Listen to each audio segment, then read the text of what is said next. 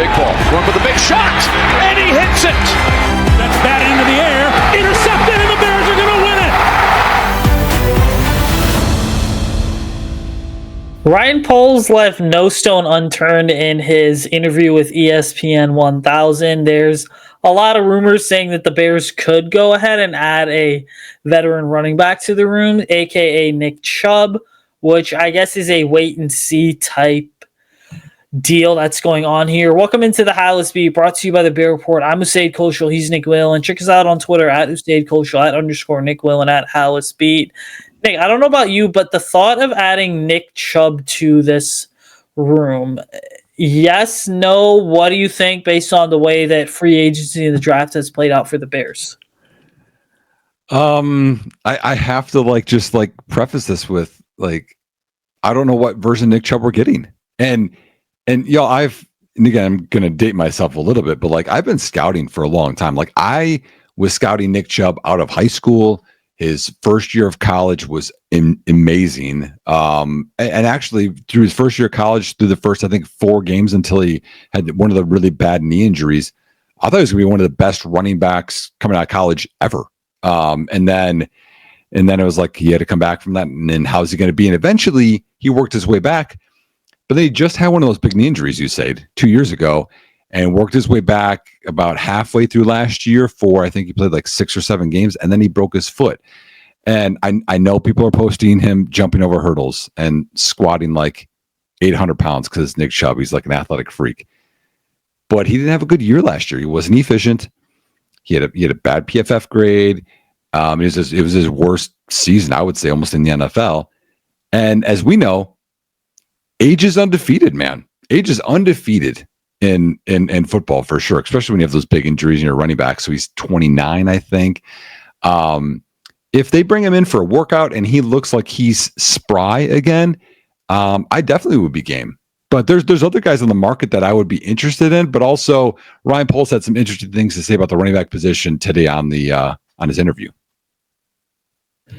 There's not really knowing where the Bears sort of start with this, because if we look at Nick Chubb and the body of work he's put in, if you're getting 2018 to 2022 Nick Chubb, I mean, that version of Nick Chubb would not even be available in May. At this point, with all the craziness of the offseason basically having calmed down, that version of Nick Chubb would not be available. But to your point, I mean, you're getting a player that obviously had the career season-ending injury in 2023, only started 2 games. Then 2024 was just really cut short. And I understand that there was a ton of dysfunction with the Browns. But I mean, realistically, let's call it how it is. I don't think Kevin Stefanski should be employed in Cleveland, but if you're the Browns, you've had so much turnover that Kevin Stefanski's been the stabilizer that you're looking for. I mean, they just have not been able to sort of really figure it out there to help that team reach the levels of what the Steelers and the Ravens are consistently doing, where they're not necessarily these super great teams, especially Pittsburgh, but they remain competitive enough. Because the AFC North has always been Steelers, Ravens, then Bengals, and then the Browns, sort of, where the 2 Ohio teams are in their own tier. But I wouldn't be surprised to see the Bears add Nick Chubb to this running back room. At this point, you are treating him like you treated some of the veterans that you brought in a day or 2 before camp actually started. Michael Schofield's a name that comes to mind. Yannick Ngakoue is another name that comes to mind. Third one would be Riley Reif, where it was kind of just hey, we want to see what you have in the tank. We're going to bring you in for a workout, and then we go ahead and we deem you have a little bit enough left in the tank, a little bit more gas to give you a cheap 1-year non-guaranteed deal, and then you get to play a handful of meaningful snaps. So would I take Nick Chubb on this team? Yes. Do I believe that Nick Chubb, after this incredibly gruesome injury, is going to be the exact same Nick Chubb of old? You know, the one that rushed for 1,200 plus yards for basically 3 out of 4 seasons and had a just under 1,100 yards in one of the years? Do I think he can be that Nick Chubb? I have a hard time seeing that. Do I think he could be the Nick Chubb that gets 500 to 600 yards in a rotational role? Yes, I do. So we'll see. Yeah, and the thing is, I mean, he would be a very good compliment to Swift because he's a very efficient, reads blocks well, timing in terms of hitting in the hole between the tackle runner. Like he's that power guy. But if we look last year, right, like I've referenced this a ton, the rushing yards over expectation per carry. So that takes into account blocking, defenses, how many guys are in the box, all that stuff. He was negative 0.25 per carry last year. And then he had the foot injury too. And I know some people will be like, well, 2 years removed from an ACL. I think he had ACL and MCL or ACL and, LCL. It was a multiple ligament injury 2 years ago. But the foot injury is another thing too. And so, is he a little bit worse than that? I know Swift is really bad in this rushing yards over expectation. I should reference that as rushing yards under expectation for Swift. But there's other guys on the roster too. So like Ryan Poles talked today about, they asked him that question about adding a vet in the room. And he says, I really want to lean on my staff and see what we have in the room now, kind of before we do that. So they'll have mini camp, they'll have, OTAs, stuff like that in terms of just like seeing what they have. And he referenced Roshan Johnson specifically as someone that was misused last year. And that would be your more power guy to Swift. And so if they like Roshan Johnson and, use him in a better way, it's tougher to see them adding a Nick Chubb because Nick Chubb doesn't play special teams. So whoever you're adding as this guy has to be your number 2 running back, or else it doesn't really go together unless they're going to make Roshan play special teams, but they also have Travis Homer on the team to play special teams. So you think of like who's going to be active on a 53-game or 53-man roster, actually down to 48 on game day. It's going to be a guy that can contribute on special teams, or they're going to be the number 1 or number 2 back. And I love the fact that you brought up the roles there, simply because the weird part about this Bears team is this, and I've kind of referenced this, that Roshan Johnson, let's call it how it is, he really has not gotten the opportunities that so many people thought he was going to go get. I mean, I was sitting in the media room last week and I was talking to someone, and one of the things that someone said was, well, coming out of Texas, Roshan Johnson was insanely overrated, and the hype around him was insane simply because he was Bijan Robinson's backup, didn't have a lot of tread on the tires, and so some people think that he should have been the next sort of big thing and should have come in as being an every down starter. But again, like Roshan can be really good, but like everyone else on the Bears offense over the last couple of years, I mean, it's been nothing but just mass dysfunction. And just for perspective here, I mean, Roshan's one of the few guys on this roster that is a Ryan Poles draft pick that's had to deal with 3 offensive coordinators in 3 seasons, which when you are constantly as a football team swapping play callers in and out and there's just zero consistency, it gets harder and harder and harder to want to develop guys. Now, you brought up some of the free agents. You're talking about, that third guy has to be someone that can go ahead and can really be a contributor on special teams. I mean, there are a lot of people that I feel like are still upset over the fact that the Bears left draft weekend without spending any significant capital on a running back. I'm just going to go ahead and say this, dude. Trey Sermon, Ohio State running back, is a free agent right now. Is he the type of player that I think is going to come in and add a ton of explosion to this running game? Not really. Is he the type of player that if the Bears are looking for a younger option, a guy that's maybe bounced around the league a couple times, spent time with San Francisco, then was in Philadelphia, is now just spent 2 years in Indianapolis? Obviously, Trey Sermon hasn't played a big role, but if the Bears do want to bring in some extra competition in training camp, I believe that Trey Sermon's a smart option. Yeah, I mean, I think there's a ton of options, honestly. Like, I mean, we talked, I think an episode, probably a month or 2 ago, Jamal Williams is out there. I mean, J.K. Dobbins, Gus Edwards, Chicago Bear legend Deontay Foreman's out there. Jeff Wilson Jr. Like, there's a tons of guys. Josh Kelly, Mike Boone. Like, and again, I guess I should step back. They could add someone and then put them on the practice squad, because that's the thing now. You can put a veteran on there. That could be how you make that work. But I just don't think it's going to be super flashy. And the other thing, too, about Nick Chubb or Dobbins, I think those would be the 2 expensive guys. how much are you going to spend?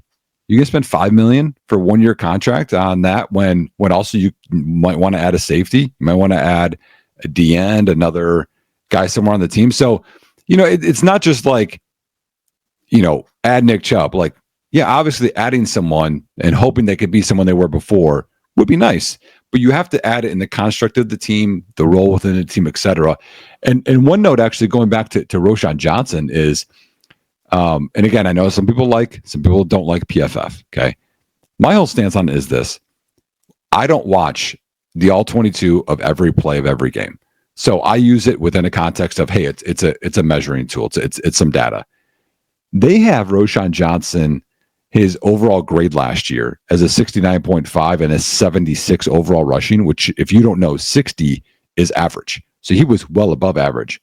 That grade, y'all, was better than Rome Odunze, DeAndre Swift, Caleb Williams, like Cole Kmet. You go through the list, like Bears, you're like, the kind of achieved. It's like, maybe Roshan wasn't as bad as we thought he was. Now, again, he didn't get a bunch of carries. He's had some injuries. I'll give you that. But maybe we need to give this guy a little bit more kind of runway, see what he's got, because maybe he can be that thunder to DeAndre Swift's lightning in that running back room. Maybe, just maybe, we can start the hype train of next year will be the year that the Bears can take a edge rusher in round 1 instead of Notre Dame running back Jeremiah Love. But again, that's a conversation for another time. I did start some 2026 draft prep today, so stay tuned for my mock draft dropping Monday the 5th. But you mentioned safety a moment ago. Ryan Poles had a lot to say about that as well. Moving off from the running back conversation here, which, again, we'll circle back to at some point like we always do. Safety gets a little bit more fun for me because we thought last offseason when the Bears had signed Kevin Byard, Jaquan Brisker was sort of this ascending talent. I really felt as if going into his 3rd season in 2024, he should have hit his stride. But that obviously didn't happen because his season got cut short, only started, 4 or 5 games, was out for the rest of the year. There's a lot of speculation as to whether or not Jaquan Brisker is going to be healthy. The way he interacts on Twitter, I will say that he seems to be completely fine. He was just tweeting a few days ago about what draft picks should the Bears take, what prospects should the Bears take. I think he was the one who flirted around on the Abdul Carter tweet saying, hey, future Bear or something, or having like the 2 eye emojis up. There's a little Penn State bias there. There is, yes. And by the way, I talked to one of Jaquan's JUCO college coaches, and I heard nothing but good things about him. But the safety conversation is interesting to me because the Bears are going to get more expensive. They can save a couple $1 million if they move on from Kevin Byard next year. The Bears can also go ahead and purely let Jaquan Brisker walk, not even for health reasons, but because Dennis Allen may not deem Jaquan Brisker to be a fit in his defense, because Jaquan is sort of the bigger traditional box safety, the typical sort of hybrid between a safety / linebacker blitzer off the edge. But Dennis Allen likes safeties that are a lot more rangy and that can hold up in coverage way more. Guys that are able to high point the ball, guys that are fluid movers, guys that can go ahead, and guys that can really make sure that their eyes are always following 2 players. The quarterback, the receiver they have to cover, and the third big thing is wherever the ball's going to go. Yeah, and that, like Tyrann Mathieu, like that's a guy that could do all of that, and he was a phenomenal safety. In the talk today, Ryan Poles did talk about that uncertainty because he didn't get into Brisker's health stuff at all, but just because they are both free agents, after this coming year. He did reference this though, and I haven't dug into the undrafted free agents much, but he referenced Major Burns, but then he also said Tysheem Johnson. So they signed 2 safeties who to come in and to compete in that room, maybe compete for a roster spot.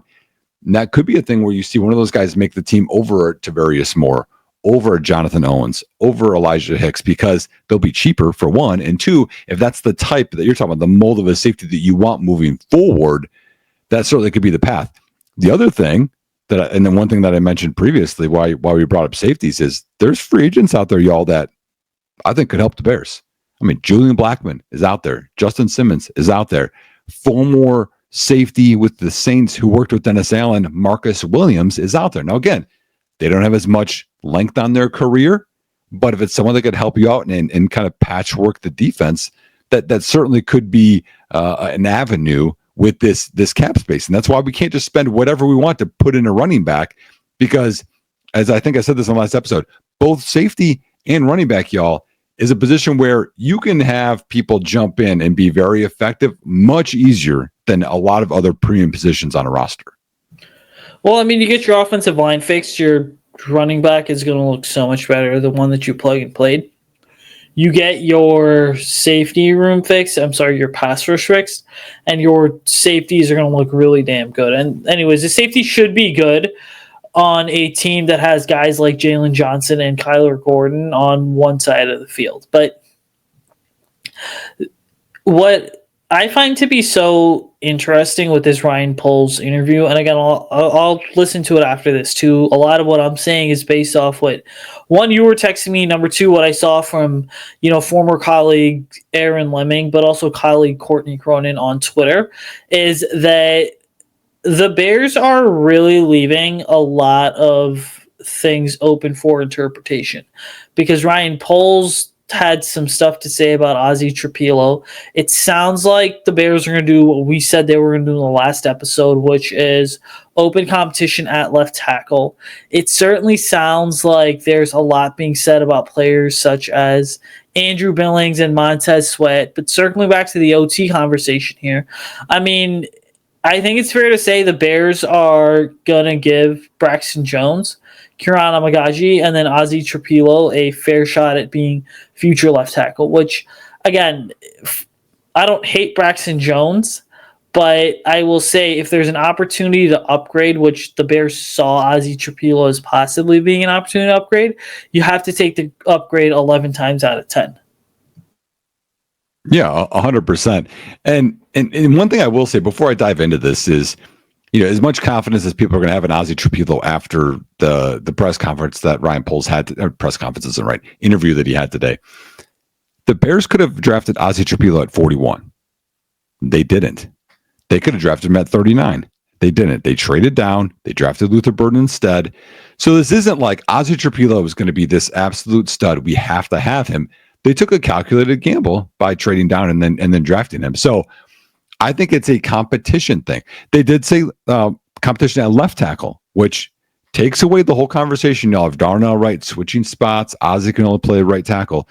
But as you know, as a coach, Usayd, if you say, hey, it's going to be a competition at left tackle, Karan Amagaji listens to that. Braxton Jones listens to that. So does Ozzy. Hey, I have a chance.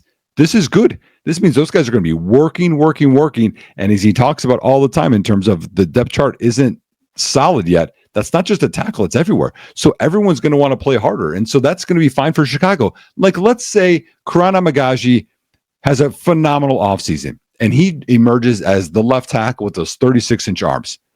Now all of a sudden, Ozzy can be the backup at right tackle, right guard, and left guard, which is exactly what you need in case something happens. Braxton, maybe he bounces back. Maybe he earns a contract of $22 million per year. Now all of a sudden you have Ozzy as a backup everywhere, probably move on from Ryan Bates next offseason, and Karan is your swing tackle. Like, all of this is good, y'all. This is good competition stuff. But it sounds like Ryan Poles and Dan Richard have a lot more confidence in Ozzy than people did in terms of where he got drafted and their evaluation. They like him at left tackle. They like his consistency, and they like that he is pro-ready. The part about being consistent is really what sticks out to me, because the Bears, number one, are finally being consistent in terms of drafting their offensive linemen. I mean, you're talking about a team that for the third straight year inside the top 100 spent a pick on a highly athletic and versatile offensive lineman, which I don't even know when the last time is that the Bears had a stretch of 3 straight drafts where they took offensive tackles inside the top 100. So that's a situation to where I look forward to how that entire competition plays out. But then the second thing also is, as part of consistency, I mean, Ozzy was super durable in college, not really injured, one of the most consistent when it comes to his pass and run technique, especially the pass sets. I thought with the strong lower legs that he has, the lower leg strength that he has, he certainly has a very strong anchor. And as an offensive lineman, I mean, you have to do two things. The first thing you have to do is your feet should never stop moving, because the moment your feet stop moving, you open up your hands too wide, you expose your chest, and that's how you're getting beat. The second thing is that you need to have really good lower leg strength. And to me, I mean, Ozzy Trapilo has all of that. He has both of those things. He does keep his feet moving. The guy is just a technician top to bottom. And so it's a situation to where Ryan Poles was in Kansas City as a young scout when some guy by the name of Mitchell Schwartz was there as a starter at right tackle, I think it was, for forever. And it got to a point where, to me, I go back and I look at players, offensive tackles that are true technicians. It doesn't get better than Mitchell Schwartz. And I'm not saying Ozzy Trapilo is a Mitchell Schwartz, but what I'm saying is from the Bears' perspective, Ozzy Trapilo can be this regime's version of Mitchell Schwartz, because he is a damn good, durable technician, a guy that can play wherever you need him to, and a guy that'll go all out for the team. Mm-hmm. No, exactly. And this is one of those things too, like with Ryan Poles in that interview and kind of all the things that he said, he's trusting the staff. Hey, you want this guy? We're going to do this because you believe in him and we're going to make it work. I think that was very different, I think, than the previous staffs. And one of the things that they want to do, and he said in this interview, is they want to get left tackle kind of settled, and then they want to set it, because as we know, the best offensive lines in the NFL aren't the most talented. They're the most consistent in terms of health, right? They keep playing together. Think of Bears offensive lines that have played all five guys the whole season. It's been rare, but when they had done it, they've actually done pretty well, because communication. They know how the other one works on double teams. They know how the other one works when they're passing guys off. Things like that, like, is very important with the offensive line. And also, he said in this interview that a Joe Thuney extension is coming. Okay, which makes me feel better. And when you look at what they did in the draft, it made a lot more sense, because they didn't get Luke Newman until round 6. Which, by the way, y'all, we're going to talk about the day 3 guys in a future episode. We're not ignoring them, but this interview happened today. We had to get this stuff out. So by not investing that interior O-line until late, and they still have Ryan Bates, which I understand some Bears fans don't really like. I understand. Joe Thuney is a risk, right? Because it's like, well, if he's only here 1 year, now what happens at right guard? They're going to extend him. So I don't know if it's going to be 1 year, 2 years, 3 years, how much, but he says that's coming. They have a good relationship with his agent. So to me, that gives me a lot of confidence knowing you're going to have Joe Thuney at right guard for multiple years. You're going to have Joe Delman at center for multiple years, and Jonah Jackson left guard for multiple years. Now, hopefully they all stay healthy. I know that's a thing that can happen with any player, but that really gets a lot of stability, especially for a quarterback like Caleb that likes to step up and not out in terms of scrambling. And I think it helps him with his rhythm in the passing game. And the whole Caleb dynamic to me is this sort of thing where, again, these offseason moves were being made in mind specifically because of Caleb Williams and his development. I will also say this, though, that as excited as I am for Ozzy Trapilo and Luther Burden, plus Colson Loveland, I would argue that I'm more excited to see what the Bears do on defense, because I fully believe Montez Sweat is ready for a big bounce back year, which I don't think Montez ever underwhelmed last year. I just believe that he played with an injury the whole season. Plus, I mean, taking you guys into the Bears locker room, frustrations, I don't think people realize, frustrations boiled over to a point last year where it got so bad that Tremaine Edmonds and TJ Edwards, who almost always are willing to talk to the media to help us do our jobs, or there were certain days they didn't want to talk to us. I remember after that Patriots game where Montez, there's a group of us waiting to talk to him, and he's like, yeah, listen, guys, like, I'm not really in the mood to talk today. There's that vaunted like word, but whatever. The other part of this whole thing is that Dennis Can I stay with Montez quick or no? Yeah, go ahead. Yeah, one quick thing here, which I thought was like, I don't know, Montez doesn't get talked about a ton. I don't know, just because you kind of know who he is. Ryan Poles specifically said that Montez Sweat is working out harder than anyone else in that building this offseason. I was like, whoa. And they did talk about the I don't think people realize how that injury, his shin injury, was affecting him. And I could tell that one, but I don't think a lot of people were talking about it. Just he's having a down year or less sacks. But having him work harder, again, when your best players are working hard, then your lower level guys have to work hard too, because if he's working that hard to be as good as he is, as paid as much as he is, then I need to too. So I thought that was a really good sign for the locker room and the defensive line. And that's what I was getting at in terms of what Montez Sweat's been doing this offseason.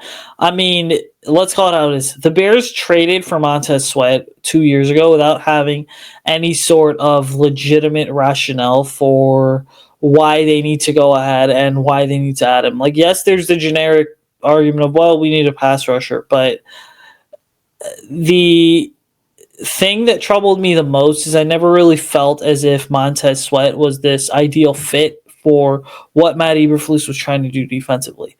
Same way with how Roquan Smith was apparently never really a fit for what Montez Sweat was trying for what Roquan Smith was trying to do. I'm sorry. I do believe Montez Sweat's due for a big bounce back here. The most exciting guy on the line on the defensive line, though, has to be the young combination of a Gervon Dexter and Shamar Turner. I do believe that both of these guys are going to come in. Dexter, I haven't seen him since the season ended, but the pictures show he's lost a lot of weight, and he seems to be a guy that I am assuming he's ready to play edge rusher this year, but also kick inside when needed. And then Shamar Turner, talking to him, I mean, he's got very long arms. He's very lean.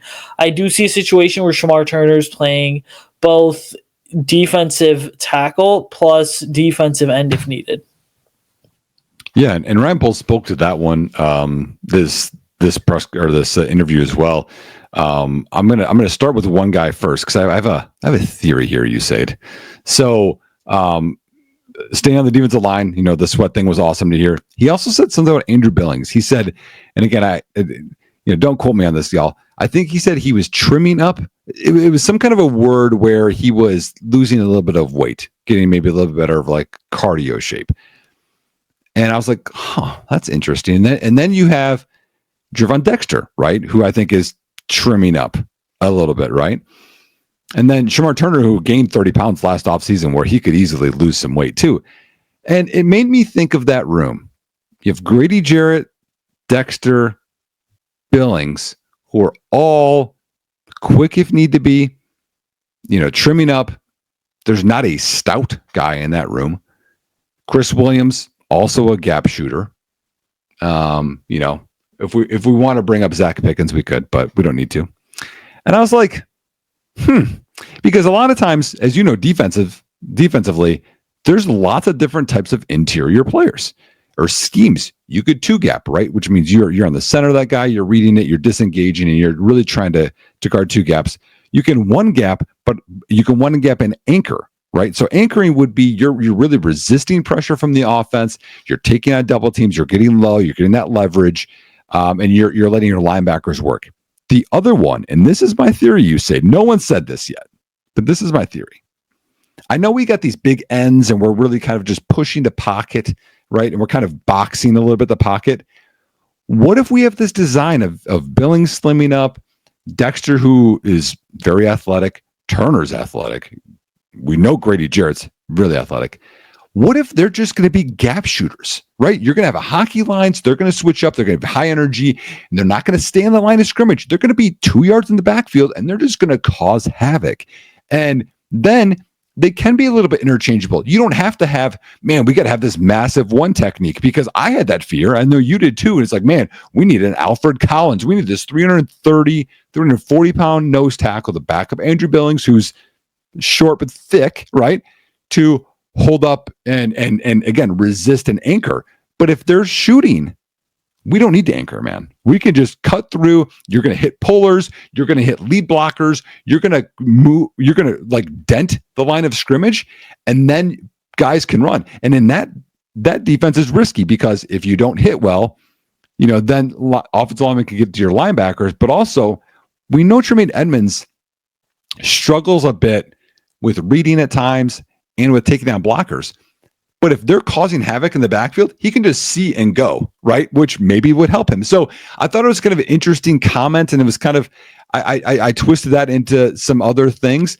And speaking to your defensive end comment, he did say, he's like, I don't know how much, but it is in the plan in reference to Dexter and Turner to play defensive end, which gives us some calm about, oh no, what are we going to do about defensive end 3? Well, you kind of have 2 guys that can be interchangeable and do all that stuff. So really, those 2 guys can play D end or D tackle. Dio has been said he's going to play D end and D tackle. So really, you have these quick guys. I mean, talk about Dio, right? He also can shoot gaps. So really, you have this pretty interchangeable D line, y'all, which I think is going to be athletic, and we're really going to be getting into the backfield. We're not going to sit and wait. We're going to be attacking offensive lines and backfields. I need to go back to, and that was awesome, by the way. I want to go back to what you said about Grady Jarrett, Javon Dexter, and Shamar Turner being these sort of smaller, quicker players. Number one, when you have those types of D tackles, not only does it allow you to really generate a lot more interior pressure, CC, Larry Ogunjobi on that one. The second thing that it allows you to sort of do is when you are running a 4-man front, a lot of times teams are going to try and stunt. You could say stunt, you could say twist. I mean, the words are interchangeable.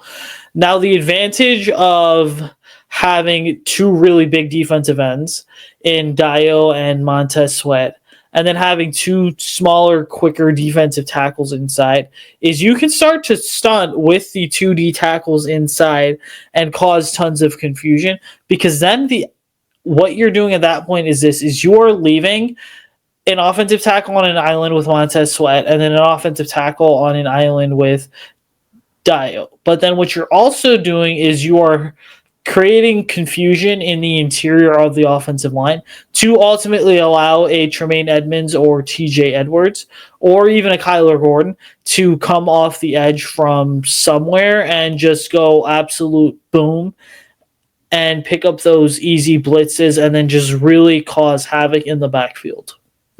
No, that's a good point. Actually, I saw this today. I'm surprised. So Cody Alexander's a guy that I follow in terms of he does a lot of coverage stuff, but also defense. And he said Dennis Allen does a lot of stunts or twists, whatever you'd like to call them. And so, but it's not just, I think sometimes people think of that and think, well, hey, this is on 3rd and long. You could do that on 1st and 10. You can have run stopping stunts and twists going on. Because if you think of like the combinations that offensive linemen are trying to do, when you're angling and you're hitting one shoulder, they have to lean that way. And then when the other guy is coming off the other way, like, oh no, they can't recover, right? So that's kind of the point of it, is that you're going sideways and you're using your gifts, your quickness, your acceleration, your athleticism to hit certain angles, and the other guy's coming around. And as you're saying, I've seen Grady Jarrett, from highlights, but I've seen Grady Jarrett do twists where he comes around on the outside, right? And he's like an outside pass rusher off of a twist. I'm like, man, that guy can bend the corner, right? And we know Turner can, because Turner's played D end and D tackle. So to me, I think that's an exciting thing if you talk about the interchangeability, but also guys that fit the scheme, y'all. They signed Grady Jarrett for a reason. They drafted Turner for a reason. They brought in Dio for a reason. And to me, I think this shooting defensive front, and as you're talking about twisting, you can also have zone blitzes in there. You also can bring guys off the edge. I think it's going to create a lot more pressure than what Matt Eberflus used to do. And we know Matt Eberflus was rush 4, maintain your lanes, and we're going to play coverage behind. Just saying, I am willing to bet that Dennis Allen, with all the talent that the Bears have had up front this offseason, because it's essentially 3 new faces plus a couple returning starters. I mean, he's got a list somewhere in his office of like the FU plays off a certain sort of alignment or something. And again, every coach has a list of FU plays stored somewhere. Mine just so happens to be this growing list on this white sheet of paper that I consistently add to, which, again, we'll talk about that another time. Last thing here, though, speaking of Dennis Allen, I mean, the vibes at Halas Hall have been immaculate. Immaculate in terms of there's an actual head coach that is not just dancing around the questions that we ask during press conferences. There is also a lot of really good stuff in terms of walking into Halas Hall. You really sort of feel the energy sort of continue to shift. And then the other big thing I ultimately look at is that it seems as if Ben Johnson's come and taken this thing by the horns and basically said, let's go. He's moving with a more urgent mindset. He's being active, not passive. He's being a transformational leader, not a transactional leader, transformational coach as well. And then the big thing is that the entire front office has rallied behind Ryan Poles and Ben Johnson and have just started to really buy into the Ben Johnson, Dennis Allen way of doing things. Yeah, and again, y'all, like, the schedule's difficult, okay?